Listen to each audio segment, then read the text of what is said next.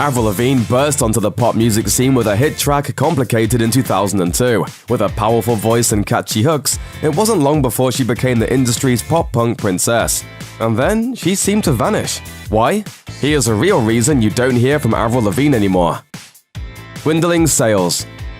Lavigne's last studio album was 2013's Avril Lavigne. It also was her least successful album to date. Despite boasting a hit lead single, Here's to Never Growing Up, the singer's fifth studio album peaked at number 5 on the Billboard 200 and suffered the lowest sales of her career. The 8-time Grammy nominee doubled down on what she does best: fun, rebellious anthems set to soaring pop melodies. But critics grew tired of the act and responded with mixed reviews. The Guardian called it a bratty nostalgia trip, while Rolling Stone complained that the album indulges in soggy ballads, sometimes vaguely goth or R&B, and tries in vain to keep up with Taylor Swift. Ouch. Cultural appropriation.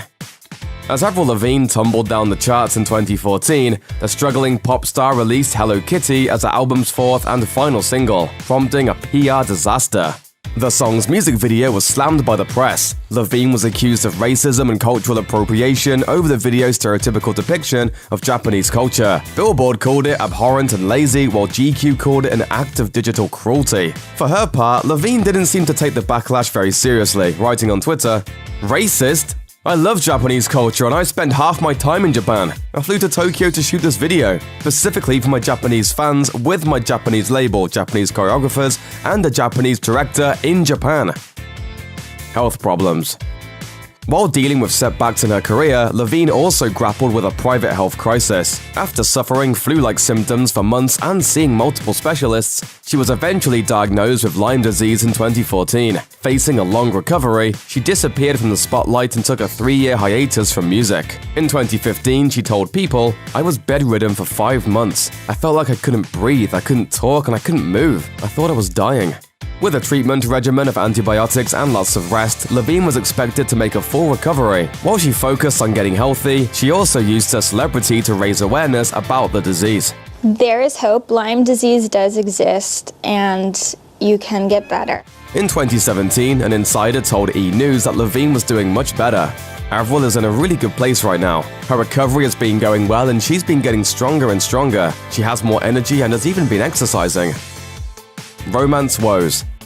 It's never a good sign when an artist's personal life begins to overshadow their work, but unfortunately, that's been the case for Lavigne for a long time now. After a high-profile marriage and divorce from Sum 41's Derek Whibley, Lavigne remarried, this time to Nickelback frontman Chad Kroeger. In 2015, though, Lavigne announced on Instagram that the pair were calling it quits. "It is with heavy heart that Chad and I announce our separation today, through not only the marriage but the music as well. We've created many unforgettable moments. We are still and forever will be the best of friends, and will always care deeply for each other. To our family, friends and fans, thank you sincerely for the support."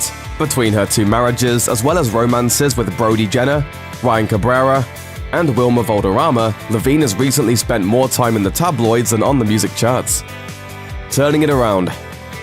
In December 2016, Lavigne announced she was finally planning to get back to what made her famous in the first place: music. It hasn't been easy though. In 2017, a source told E! News, "It's been a slow process. She writes her own material and she's been through a lot with her marriage and her illness. She has a lot to say." As part of her creative process, Lavigne performed live for the first time in years during a surprise appearance at a Nickelback concert in Los Angeles. She posted on Instagram that it was good to be back on stage and that she was feeling excited, happy, and grateful. Though the album was originally slated to drop in 2017, it hasn't arrived yet. But in January 2018, Lavigne assured her Instagram followers that she was still hard at work on it. "I've started mixing my album and all of the pieces are finally coming together. These songs are so close to my heart. Wish me luck while I throw every last drop of me into these final stages. Time is power, and I needed this time.